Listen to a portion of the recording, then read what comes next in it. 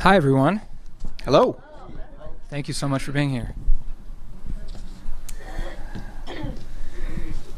This is great. I've never gotten a chance to do this, to be at a bookstore, at a book event. Join the club, man. Interviews. This is your first time? Yeah, well, and it like this, yes. I feel better. I've been at bookstore events. I think you're probably right. Could be this one. I think it's the other one. Which one? This one? Pattern. Aha. Now talk. How about now? Is that a little better? That's working. No? Oh. Levels, speed, it's all There we happening. go. Who's DJing? You know, as the world becomes virtual, which is, of course, the big subject of Peter's book, it's so interesting that, we're starting to do things like this a bit in virtual reality, and it is always so interesting to compare what happens, in the real world to what is increasingly happening now in virtual worlds.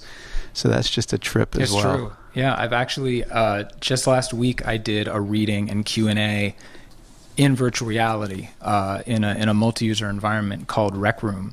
And I was holding a microphone.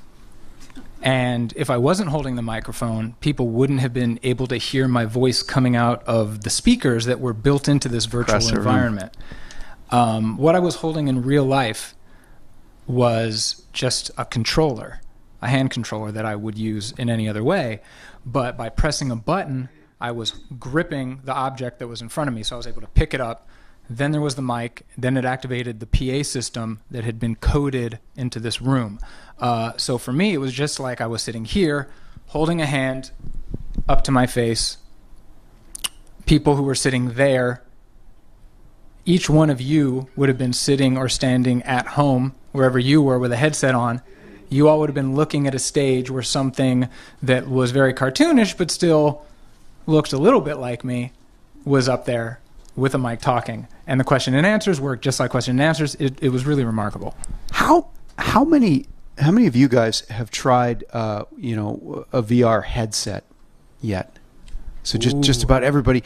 And then how many of you have done one of the PC ones like the Oculus Rift or the HTC Vive? Less. That's always interesting. Menlo Park, man. That's true. That's right. We are in the motherland. So yeah, do you kind of, and you've probably got an idea. Well, actually, then the final question is, and this may be more for me or for both of us. How many of you have done that in a social setting? That is using one of those devices, spoken to another human being in a virtual world. That's cool. The numbers keep going down. I'm glad to see some. Yeah. So Peter's book, it dwells on the question, wouldn't you say, really, of what is going to happen to us and what the world is going to be like, more as it relates to the experience of presence, of course, future presence. Presence is used not only as this expression for making you feel present in another space, another world, by having your eyes and your ears I guess fooled in a good way, but fooled completely into believing that you're there. And then there's also this idea of presence, which very much relates to my own work about making us feel like we're actually together in a space. And I mean, that's a big piece of this. It's a shortened term or a shortened version of telepresence, which is something that's maybe a bit more widely known in larger technological circles. Anything from working remotely is telepresence, but it emerged more recently, and it's been studied kind of academically for 25 years or more under the term presence, but it really began to become affixed more explicitly to VR with the kind of current rebirth of the technology. There were a lot of other words that were used in the 90s when this first kind of got our attention from a consumer perspective. People talked about the conversion moment as that being the thing where your brain clicked into believing in the virtual world. But presence kind of came back into vogue, and there was always something kind of beautiful about that phrase to me, because it wasn't about tricking you. It was more just about you are in one place and now you're in another place. And as you were saying, when I was a kid, I actually got the Presence Journal, which you mentioned, which was MIT, right? Mm-hmm. So there was a journal starting. When did it start? 92. So in 92, you had these crazy people writing a journal about this word, and that it was called presence. Can you believe that? So long. What would you say is different now, right? Everybody says, as a starting point, what is different now about this VR thing, since it's been something that crazy people in Silicon Valley have been doing for 30 years now? Longer. I mean, when you go back to the military and academic labs, I mean, you're looking at the late 60s as the first time someone tried to kind of put a head-mounted display in front of someone's face. A lot of credence is given to the advent of the smartphone, right? Because all of a sudden you had all these manufacturers that found a reason to make displays that were high quality but still small, and you had the kind of ongoing miniaturization of hardware. So on the technical side, all of a sudden, all the things that weren't fast enough or were too big to do in the 90s became not just cheaper and accessible, but you could pack them into a really small package. And so there were some labs throughout the kind of 2000s and the early 2010s that were finding these kind of open source solutions to putting these things together. And then what changed everything was it kind of latching onto the world of video games. And that got people's attention. In 2012 is when the first time anyone heard the phrase Oculus Rift, which at the time was, it was a ski mask strap attached to a bunch of duct tape and some cheap magnifying lenses.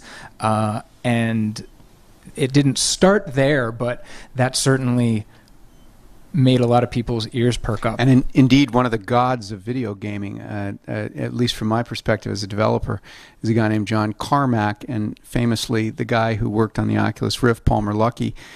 John Carmack, kind of video game god, wrote something or saw Palmer's gadget or heard about it and said, sent a copy.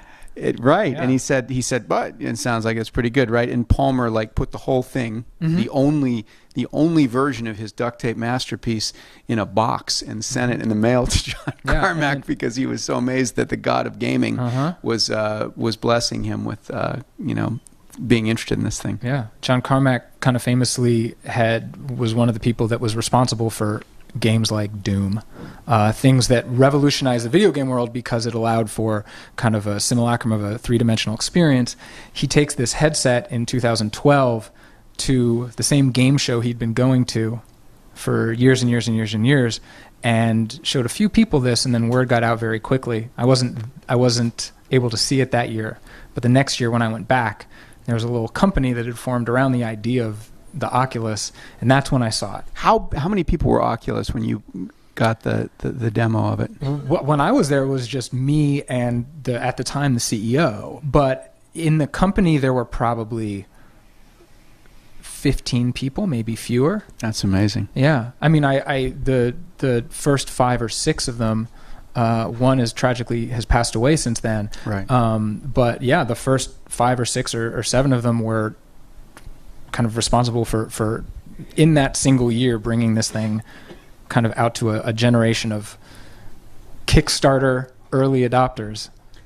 Yeah, my own work, having been in virtual worlds all my life with Second Life, I was not working on virtual reality or virtual worlds at that time, but the chips that are in our phones now, as you said, came out that were capable of tracking the motion of our heads. And I got one of these little chips and hooked it up to an oscilloscope because I'm an electronics guy. It's my background. And I had a little board with a chip on it, and I turned it in my fingers, watching the trace on the oscilloscope go up and down.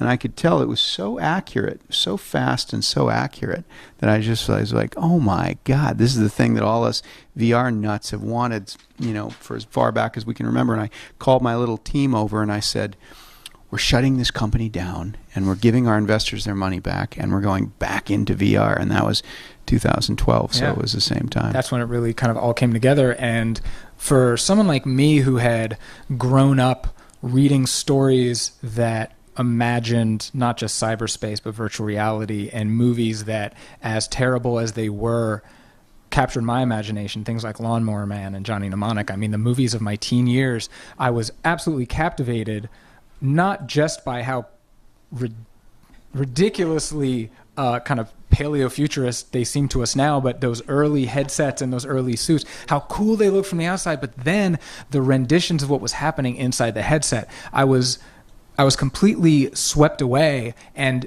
despite that, and despite the fact that in the 90s there were some rudimentary experiences people could have, I never, ever tried it. I didn't, like, my eyes didn't go into a headset until 2013. And so I felt like that 15, 16-year-old me all of a sudden was like, oh, right. And not only that, but like, this feels real. This doesn't feel like sci-fi. And I went back to work and I was like, you are probably not going to believe me because we've heard this story before, but VR is actually coming.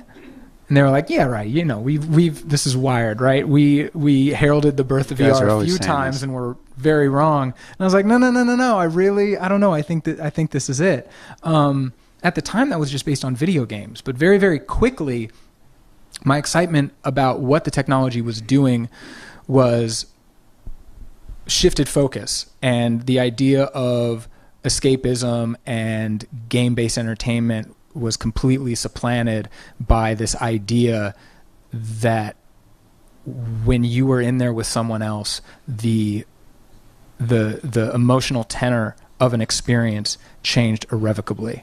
That not only was what you were doing vivid, just like anything else is vivid and immersive based on solid VR technology, but by virtue of sharing that, the two of you might not experience the exact same thing, but you both left with this kind of incredible lasting memory of having done it with another person. And so anything you do in VR, as a lot of you who have done this may well know, your memory of having done it isn't putting on a headset and sitting in a room.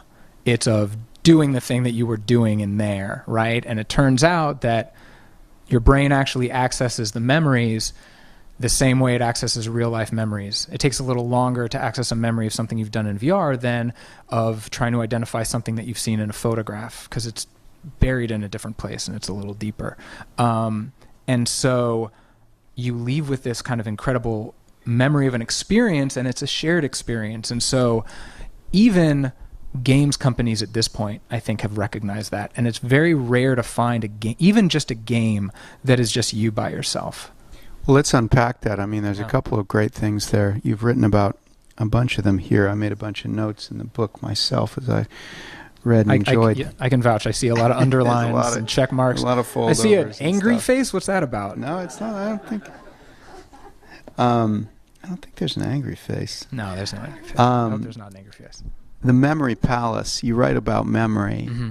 and I think that's something that I've thought a lot about too. That this idea that we store our memories best when they're presented spatially, right? Absolutely. That's one of the things that is super fascinating about VR that Peter writes about here. Is this our ability to recollect things is markedly improved by remembering them in the context of a familiar place. And of course, what's more familiar and will become even more familiar than sort of putting this headset on and being in a space. We're gonna lay out our screens around us, read our email on the walls. And just doing that is going to improve our memory of things. That's the fascinating point. Certainly. I mean, if anyone has ever read or heard from a person who actually is a competitive memory champion, I think Franklin Ford did years ago. But the trick to memorizing a deck of cards is every card you kind of unpack and you give it a different image. And so you kind of, rather than trying to remember the order of the cards and what those cards were, you're remembering a series of events, which is much easier for people to do. Oh, the blue elephant walked that way and then slipped on a mango, or whatever it is. And that becomes 3 of spades, 7 of diamonds, king of hearts. And when you add to that this this thing called embodiment, and that is the thing that I was describing when I did this reading in VR. A lot of us in the very kind of lightweight headsets, the things that are driven by phones right now and will be just kind of standalone devices very soon, if you're in kind of a 360-degree video, you're essentially a disembodied camera, right? You can look around, but if you look down, you don't see anything. But in the social worlds like the one you built, and in games and in narrative experiences, if you look down and you see a body, and just like I did, you have your hands and you can use your hands, this is not a mediated form of communication anymore, right? You're in there and you are doing the things. And so we've always kind of used these metaphors of control when we're interacting with digital worlds. Keys and buttons and thumbsticks, those are gone. So you're reaching out and you're grabbing things and you're handing things and you're contacting other people. And so by virtue of that embodiment, the memory becomes that much stronger. And a whole lot of other things, as I'm sure we'll get into. The kind of tricks you can play on the psyche with that are amazing. What about this space between us that you've written so much about? Like when we communicate in VR, I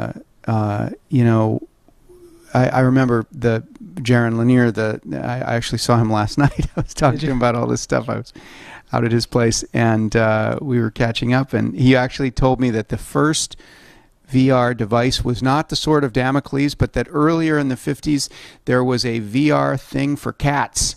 I'm sorry, what? Cats. Okay. I've Jaron, heard of there's something called a Sensorama that a lot of people... It wasn't Sensorama, right, but it was it was like a headset that was being used to study cats by presenting them with simple lines and images and stuff, and this was like in the 50s. That is maybe the most Jaron Lanier thing I've ever heard in my life. Exactly, right. But, Jaron and I used to debate how many bits per second are moving between us right now, right?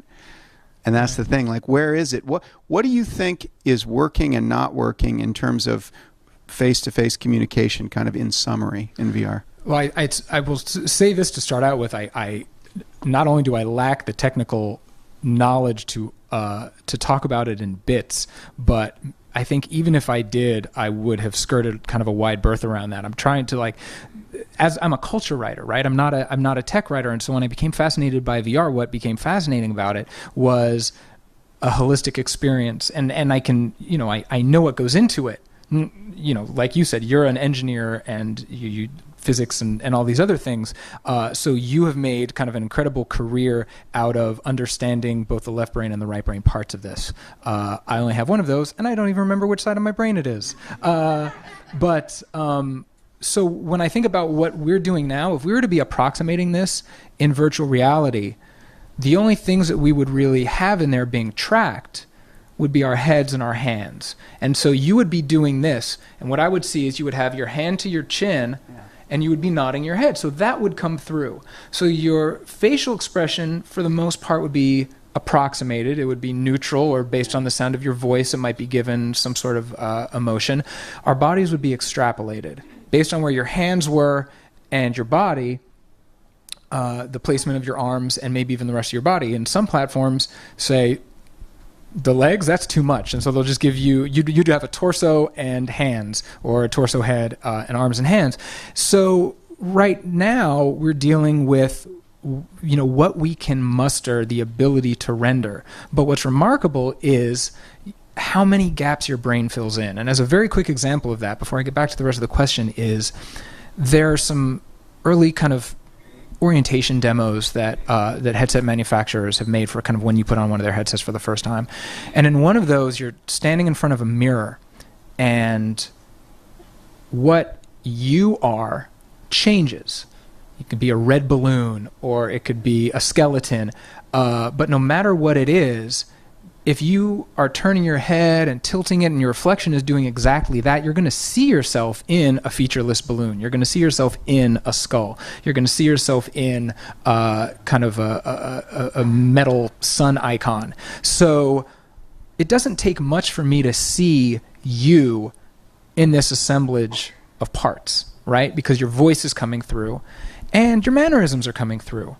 what you do with your hands when you're listening and the way you nod, if I only knew you in VR and we were having this conversation and then we sat somewhere and we were talking, I would be like, of course, this feels very natural to me. I feel like we spent time together before because the nonverbal stuff comes through. You should relate the story of the people that you got a chance to meet after they had met and perhaps dated. Yes. When first starting to know each other, I think in Rec Room. It's a great idea. I'll do that. So one of the, it's not the most ambitious multi-user VR things out there, but a popular one. It's called Rec Room, and when I first started connecting with people in there as a journalist, not just as someone who was terrible at playing paintball in there, I met someone who said, you know what? A couple of people in my friend group, one is actually going to go visit the other. And I said, well, as a reporter, that is exactly the kind of thing I like to hear. And so I spent a little time with these two people in VR. And the thing that struck me about them then was the comfort that they had with one another. Because, these are embodied avatars. So there was one moment I remember so strongly that we're just hanging out in a very kind of neutral environment. It's kind of like a game room, and people can sit around and play cards or just sit around, and there's a little stage and you can play charades. And there are all these tools that you can use in there. And I was talking to a guy, and his name was Ben. And while I was talking to him, his friend is a woman named Priscilla. She was taking Post-it notes, writing on the Post-it note with a pen, this is in VR, and then sticking it to his avatar, one at a time. She would just walk up to him and she'd put another Post-it note on. And as time went on, she had made a bikini out of these Post-it notes and stuck it on this guy's chest. And it wasn't just the shape of the Post-it notes, is what she had drawn on them was effectively kind of a bikini top. And this very casual intimacy that was already part of their relationship struck me immediately. Fast forward a few weeks later, and Ben had driven from his home in Cincinnati to Alabama to visit Priscilla. And they had spent a few days together by the time that I connected with them on a Skype video call. And there's two things about that are still kind of with me. One is when you do a Skype video call or FaceTime with someone, you're never looking at each other. If they're trying to look at you, then they're looking at a camera lens. And if they're looking at what they see as you, then your eyes are always doing this. So there's no actual connection. So something is lost in that mediation. So not only was that happening between me on one end and Ben and Priscilla on the other, but they were sitting according to the decorum of the real world and people who hadn't spent much physical time together. So there was a tiny bit of awkwardness that I could see, and I didn't know if that was because they were feeling out the early stages in their relationship or if they had kind of regressed back to the social code of being effectively strangers. But it really set into relief for me what is enabled in VR. And since then, I've learned that partially it was because they weren't necessarily the match that they thought they might be, and in fact, Priscilla ended up marrying someone else that she had met in that world, and that's covered in the chapter in the book. But we did an excerpt of this, or an adaptation of this chapter, in the April issue of Wired. And we made it much more about the wedding that then happened. And so it's kind of the fast forward to this other relationship. So if you have read that piece in the magazine, then the book chapter is a prequel. If you have not read the magazine piece and you read the book, then you'll get a nice coda at the end. But it really is the thing that holds true still from that very first time I saw this arise, is that the casual intimacy, it's the kind that you don't get getting to know someone in any other space. You don't get it getting to know someone in a chat room or a text message chain on a dating app, and you certainly don't get it in real life. And so there's this kind of third track of interpersonal relations that has opened up that I find fascinating. Yeah, and the motion of the body is such an intriguing thing. You're seeing it now. You're watching both of us up here. There have been studies done. There was a famous, I think, Swedish researcher who would put people in black, morph suits, and then he would put little dots in the darkness on their bodies and then have them sit in chairs, initially still, film them with a camera. So what you were seeing when you watched the camera played back was nothing but the tiny dots on their joints. And then he would allow the people to move. And if the person in the frame was someone that you knew, or in particular like your spouse, they later did these tests with galvanic skin response, your body would know within a fraction of a second. You can all imagine it, right? That you would, if it was someone you knew, loved, were close to, when you saw them moving just as a bunch of dots on a screen, you'd instantly know, like a cartoon, that it was them. And there's so much to be said about that. Although now in Second Life, here's the thing. In Second Life, my world before, we communicated with text for the most part. And there have been documentary films done about people meeting each other and falling in love and getting married in Second Life.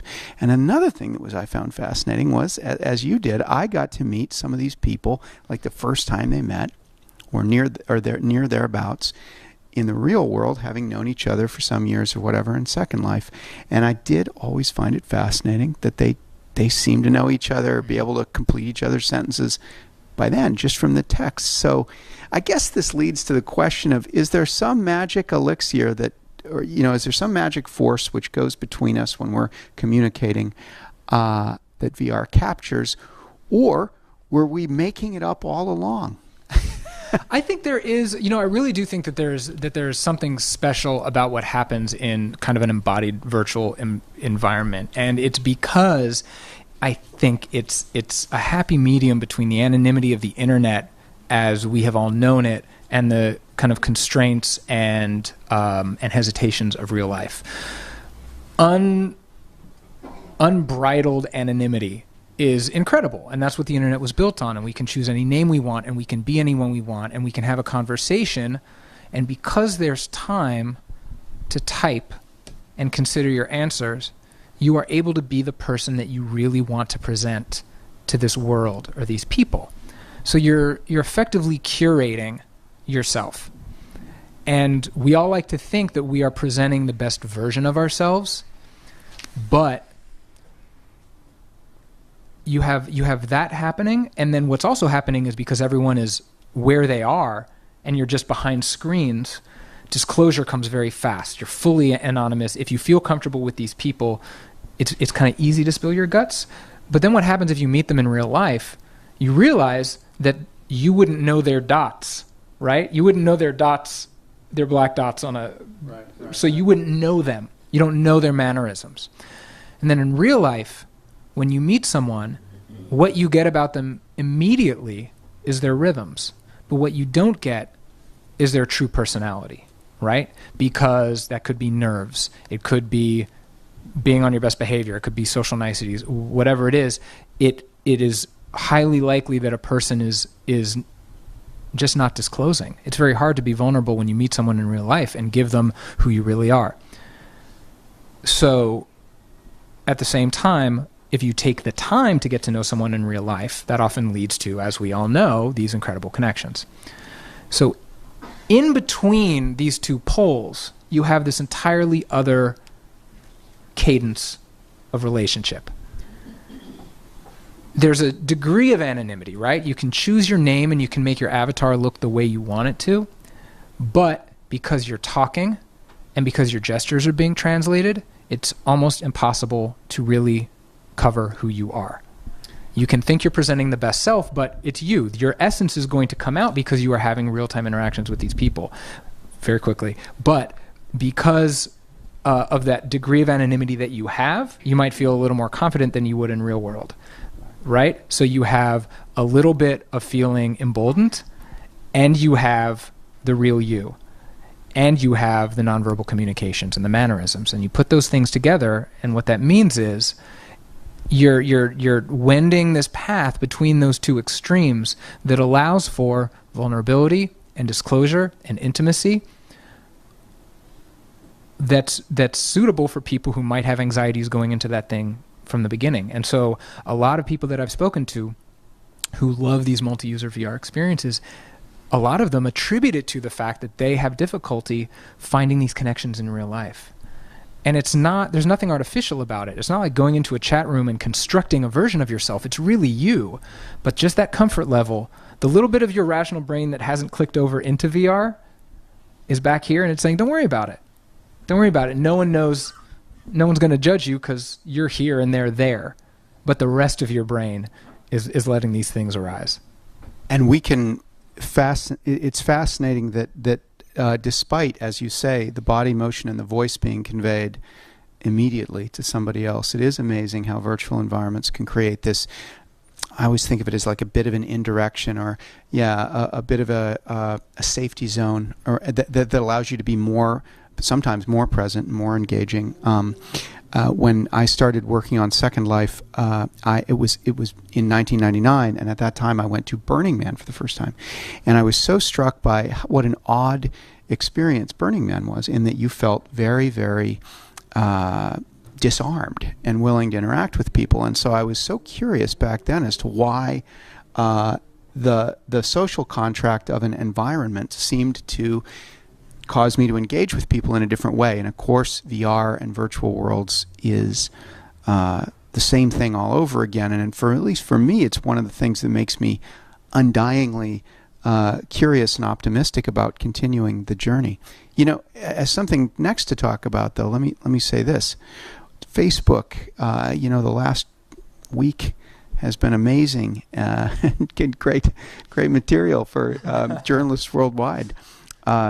It's been incredible, and of course we've all been collectively worrying about or even condemning technology as this destroyer that would simplify or stupefy us or bring us farther away from each other. But what say you of VR? Because of course, despite the fact that it's very technology focused, for sure, is it another great destroyer like Facebook? Well, I mean, it certainly can be, and that's exactly where we are. And every good side has a bad side. Everything that makes immersion better and everything that makes intimacy stronger also has a kind of a terrifying dark timeline. And I'll give you an example. The thing that we don't have yet, if you and I were in VR together, unless we were developers and had these kind of add-on modules in our headset, is our eyes wouldn't be tracked. So everything from a slow blink to a wink to you looking over my shoulder to us looking out at the audience, that would be kind of simulated based on where our heads had turned. But if I turned my head, we couldn't keep eye contact because at some point my eyes would slide over in my avatar's head to look straight ahead. So coming as early as later this year, we're going to see the first headsets that have eye tracking built into them. And that's amazing for a lot of different reasons. It's good for fatigue. It means you can look around and select things more easily than just moving your head around. It means it's easier to render complicated environments because you only have to devote all the computing horsepower to where exactly your fovea are looking. But if your eyes are being tracked, then all of a sudden your headset could be a collection device for the kind of data that every advertiser has waited decades to be able to get. Where you look, how long you look at it. And after that, when facial expressions are mapped into VR based on muscular contraction or visual sensors or whatever, how you responded when you saw this stuff. So, something that is incredible for nonverbal communication, something that is incredible for intimacy, also has this terrifying misapplication of it. Similarly, the casual intimacy that I talked about that's born of physical proximity, the personal space is very, very real in VR, and it can also be used to traumatize someone effectively. So every experience that we've had with toxic behavior on the internet, yelling at someone in multiplayer video games, sending them images, sending them just hateful things about themselves, someone walks up to you, sticks their hands out, or just says something in your ear, it's so much more visceral than anything that we've had come to us via screen or even audio before. So now is the time that everyone who is building a platform like High Fidelity, like Rec Room, like any of these others, is reckoning with how do we stop the sins of the internet from happening all over again. 20, 30 years ago, we prioritized growth and scale over everything, including the user experience. And that allowed these kind of legacy companies or new companies to become legacy companies that took forever, and then looked behind them and were like, oh my God, what have we done or what have we not done? So just last year, Instagram unveiled kind of a new program to make the comments nicer. Twitter is still grappling with the inability to stop hate speech, and hate speech directed not just spewing hate, but at a person. Everyone who's working in VR has seen this movie before, and no one wants the sequel. And so what I feel positive about is that for every bad thing that can happen, people have seen it coming or seen the potential for it to come. And so whether that is building in user empowerment tools, whether that is recognizing the fact that we at some point, this was anathema in the internet's early days, but there may need to be some sort of regulatory approach. Catfishing on the internet is a terrible thing. Catfishing in VR, I mean, imagine the Nigerian print scam, right? But someone pops up and says, hey, grandma, it's me. Looks like your grandson. Just wants to make sure that he's got your bank account number right so he can wire you some money. And he's embodied and you're embodied and you're in there with him. He wouldn't break your confidence or your trust, but it's not him, right? So fraud, abuse, harassment, psychographic data, and user data being misused. I mean, anything that we are grappling with right now is amplified a million times in something as visceral as embodied virtual reality. But there are some positives as well. I mean, yes. I bring this up to say identifying them and warning of them, I think, is an important thing. You can't get your phone out when you've got one of these wonderful things on your head. So this is something that I actually, the Burning Man story made me think of this too, is it's that kind of summer camp thing, last day of summer camp. Everyone's like, well, we're all in this together and the real world doesn't intrude here. And in VR, one of the amazing things about it, at least in these early days, and hopefully for much longer, is the real world doesn't intrude, not in a I'm avoiding it way, but in the bzz, beep, email, Slack, direct message, Twitter notification. They don't come in. And indeed, you have a section in the book talking about meditation and some of the meditation apps. There are many meditation apps and small teams building things around mindfulness, meditation, relaxation that are based on VR. Mm-hmm, absolutely. The two really magical things are going on. One is the ability to add visualization to a meditation practice in a way that is a literal visualization. Imagine breathing in, and when you breathe out, it's kind of plume of multicolored crystals. And as your breathing slows and as you calm, the color changes, and you see yourself settling in. We can see your heartbeat with these devices, for example. So you could walk up to someone else and meet them for the first time and see their heart beating, I suppose, if they wanted to let you. I was going to say, that sounds very intrusive. It would be ideally an opt-in thing. But yeah, there is, you can, in some cases, hear breathing. And so there's a chance not just for biometric monitoring, but biometric feedback. So you can use your own vital cues rendered visually in whatever way you like to help yourself center. And also, you strip the notifications away and you put yourself in an environment. If anyone who's ever tried to or maintained any sort of meditation practice, and you say to yourself, I'm going to sit for 20 minutes, 18 minutes later, you're like, oh, finally, here it is. 2 minutes later, it's over. So imagine spending 18 of those 20 minutes in the place you were trying to get to rather than the two. Which is powerful. We should take some time for questions, I think. And we have a mic. I've got a microphone here, and there it goes. Give us something new to hit on here, as if you haven't heard enough already. We they're filming for Book TV, so I want to encourage you to hold the mic up close to your mouth and ask your question, preferably in the form of a question. Someone's run a book reading before. I want to ask a question and take advantage of this, and then we'll go back here. But if you've got a good arm, you can throw a rock and hit the Stanford Biz School, Stanford Medical School, Sand Hill Road. What fields are going to be the most affected by virtual reality? All of those, for starters. I mean, every field can be affected. And certainly medicine is already being affected. Visualization, which we were just talking about, a few years ago there was a pediatric surgeon in Florida who needed to do a procedure on an infant, a cardiac procedure.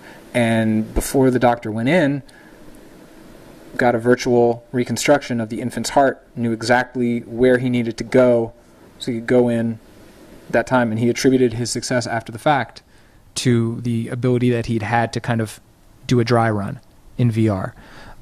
Education, getting over these geographical constraints, bringing kids to landmarks, to other countries, to art resources.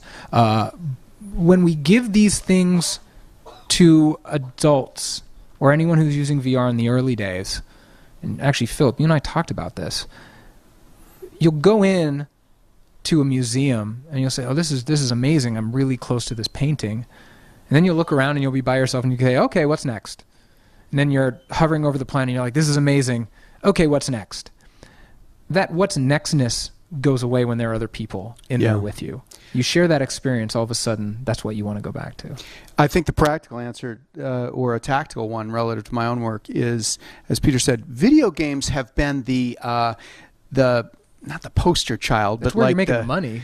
Yeah, they've been the sort of opening shot of VR. And frankly, overall, they haven't done that well, nor have the first headsets. But education and distance travel and marveling at something in a place where you could never go in the real world or you couldn't easily get there, that, in my opinion, together with other people, is what we're first going to use these headsets for. If I could put you in front of the smartest, living physicist and let you listen to a lecture from this person and then ask questions, that's fantastic. How many people around the world would don one of these crazy headsets to come and do that? A lot. I think even more so than video games. So I think we're going to see social experiences that are educational in nature being the start-off point. Yeah. One other thing that's happening on Stanford campus that I think is germane to the question is the Virtual Human Interaction Lab, which is run by a guy named Jeremy Bailenson. He published his own book in January called Experience on Demand, and it's fantastic. Jeremy and his students and people who've gone on to their own labs have all done kind of this incredible work in investigating what the phenomenon of presence means for social action, for lack of a better term, meaning that you can influence someone's psychology and someone's behavior in good and bad ways, depending on any variable you can change in VR. If you change, we're very suggestible creatures. If you change someone's weight in VR and you make them much heavier than they are in real life, when they come out of VR, they're going to move more slowly. If you make someone shorter or taller in VR, they're going to act a different way when they come out of the headset. Who we are in VR really matters. As strange as that is to say, because in a lot of instances, we can be anyone we want to be, or at least take a form of anything we want to. So what Jeremy and his lab and many other labs are also studying is, what does this mean for things like antisocial behavior, pro-social behavior? And it's for someone who sees the good in VR, it's largely because of work like that that's being done to ensure that we are using this in the right way and to ennoble our better angels. Yeah. Question. Since VR is basically fake reality, how can the user be aware how far it is from reality or how close it is for reality? Or will he lose that connection immediately and basically believe everything he sees? As far as losing the connection goes, you're never going to know you're not using virtual reality. There is a phenomenon where people who use it for a very long time and fall asleep with it on and then wake up, there's a little disorientation that happens. But by and large, you go into this consciously. We never lose our grip on reality. our reptilian brain believes in the virtual surrounding, and that's what enables all of the stuff that we're talking about now and that I talk about in the book.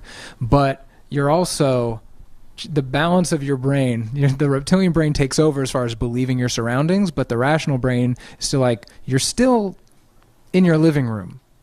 You might be facing the wall right now. Maybe when you take the headset off, you might be surprised where you're looking, but we're a very long way, thankfully, from being able to dupe someone as far as what they see and where they think they are. I mean, we are years away. There is a scenario in which that becomes possible, and that's why I say that's where you get into perhaps the need for a regulatory approach. The need to authenticate and verify experiences, just like we do with identities on social media platforms, that's the authentication burden that we are going to be grappling with when the technology gets good enough, because this all has to be done in good faith. You can't give someone a reality because you want them to have it and they don't know it's not real, right? So I don't know what those mechanisms are. Philip might. He's light years ahead thinking about a lot of this stuff. So it's interesting to know that what you're suggesting is that behavior can be transformational outside of after being in virtual reality and then coming outside. So as we know at Stanford, the quarterbacks did virtual reality to look at various defenses. And Striver. and was that Jeremy's lab? He's an advisor to the company. Yeah. Okay. Which was very productive for the quarterback. So, and I know in medicine too, it's being used for doctors doing various procedures, as you suggested, as cardiac surgeons. So the behavior on the outside with reality is improved, enhanced. So, I mean, that's pretty phenomenal when we think of the ramifications there.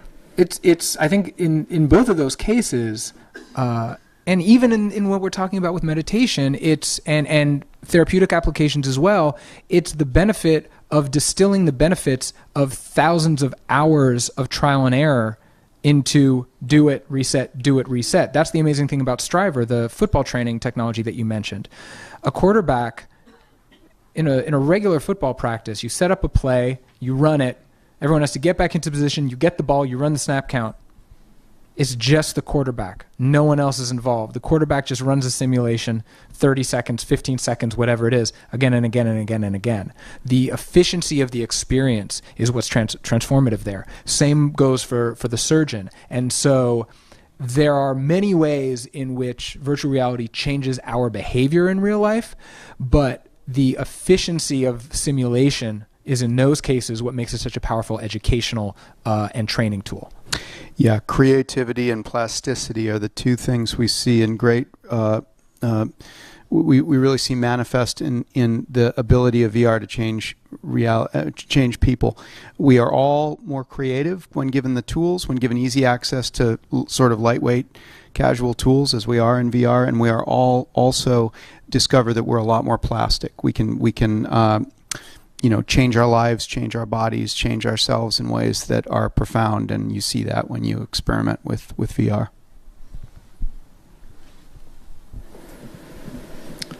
I'm a believer, and I was I was at a VR and medicine conference a week ago and loved what I saw. But I'm going to turn to the dark side a minute. So Professor Phil Zimbardo from Stanford talks about the fact that boys, by the time they're undergrads, have typically put in 10,000 hours into video gaming and an additional 10,000 hours into pornography. Chapter 9. So his opinion is that there may come a time when boys need affirmative action to get into college. Isn't the world going to be a much worse place from parents' standpoint in terms of our kids being immersed in a virtual reality world? I'm sure you both thought a lot about it. You You're- take the you're- you you're a take the parent. sex one, and Okay. I'll take the not sex one. Perfect. Papa Rosedale, you first. Okay.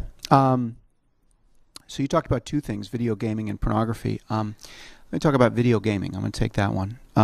Here's the thing: video games simplify the world. The relationship we have with another person is to shoot them. We keep track of simple scores and numbers, to measure ourselves against others. Video games have immersed us in that medium, that simplifying medium, for generations now. I mean, quite a time. I guess maybe two. VR is not like that. In particular, the more rich, open, and real virtual reality environments are, the more challenging they become as a way of engaging with others. I believe deeply from my time with Second Life that in general, Second Life was better for young men or for anyone, because when you walked into a bar, so to speak, or literally in Second Life, you were walking into a space that had 3 different languages being spoken. It had people from 20 different countries in a room full of 50 people. If you wanted to do business with those people, as you were often trying to do in Second Life, which has its own currency, you had to create an effective working trust and relationship with them, and that was enormously challenging as compared to your next door neighbor. So I would say that VR, in its most general sense, not in its perhaps maybe narcotic game-like sense, and I'm sure there'll be examples of that, but more broadly, it's kind of day-to-day, will actually present us with environments that are the opposite of video games, in that they are typically very challenging and complex to sort of master. And I think when you're pushed that way, well, I think that's what we all want. And so that's my statement on video games. First off, I want to thank you for not using the term Black Mirror. Not yet. With regards to the worry about VR pornography, there's a lot that's happening, and of course, it's being made, right? There is an internet rule about technology, and it's Rule 34. How will this make me able to have sex or watch people having sex? Now, the evolution or the devolution of the porn industry has been predicated in large part on its value being degraded by piracy on the internet. And so things became available for free. So people we're still trying to make money, and things became more and more extreme as a way to stand out. And so a lot of the hand-wringing that's being done about this generation of boys that comes out with 10,000 hours of watching porn is watching porn that is intrinsically, I would argue, different from the magazine pages that kids might have grown up looking at in one decade, or pictures online. What's happening in VR is that any desensitization that has happened with internet porn, which again is mediated, there's a detachment. So you couple the kind of ever intensifying and ever ratcheting up extremity of the acts being portrayed and how they are being portrayed and how people are being treated in those scenes. When you are watching through a screen, you're not part of it. You're not indicted in it. You're not implicated in it. When you put on a headset and you are looking at adult content, you are there.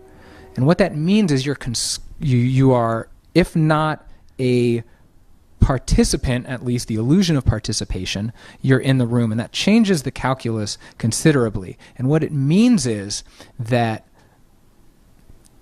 two things have happened. The content that's being made the pendulum has swung back entirely the other way to a style of pornography that almost seems quaint, and in many cases feels much more like a holistic act of sex or love between two or more people, depending on what you're watching.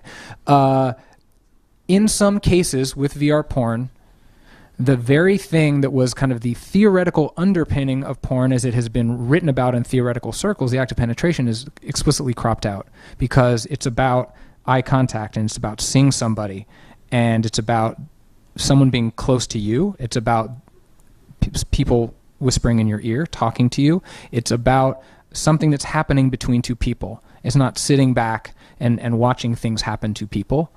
And so this other kind of porn, which is termed the girlfriend experience, has become insanely popular in VR circles. And so in some ways, and I've spoken to performers about this, and I've spoken to consumers about this, everyone is surprised by what happened.